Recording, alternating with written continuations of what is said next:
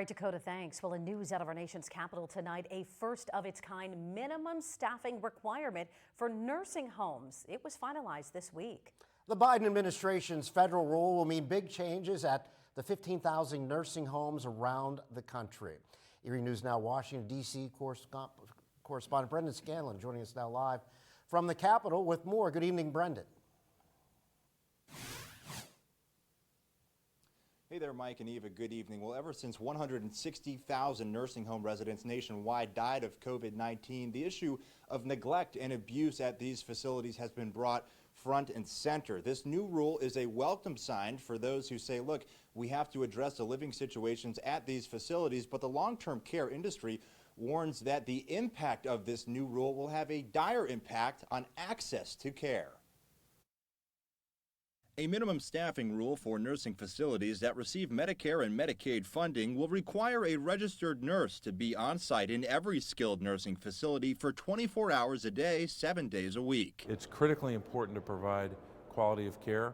That's what our families expect. That's what these facilities should provide. The rule will require enough staff to provide every resident with at least 3.48 hours of care each day. It basically means 3.5 hours of direct care per day per resident.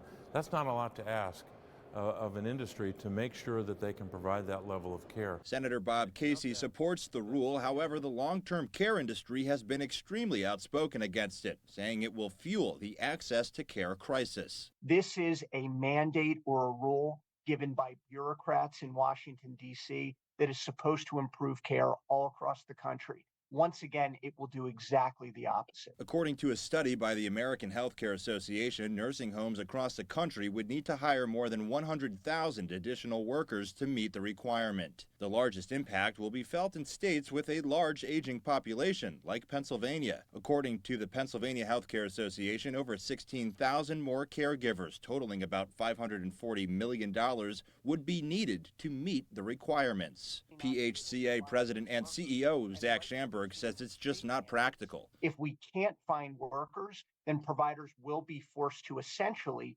take beds offline and close their doors to new and prospective residents. That's why this will fuel the access to care crisis.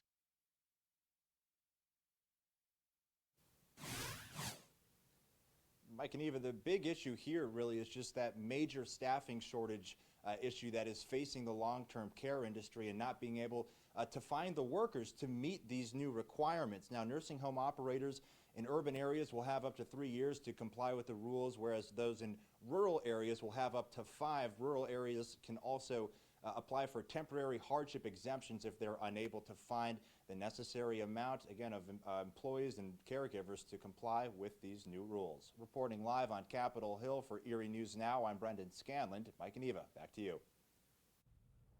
Brendan, thanks. Today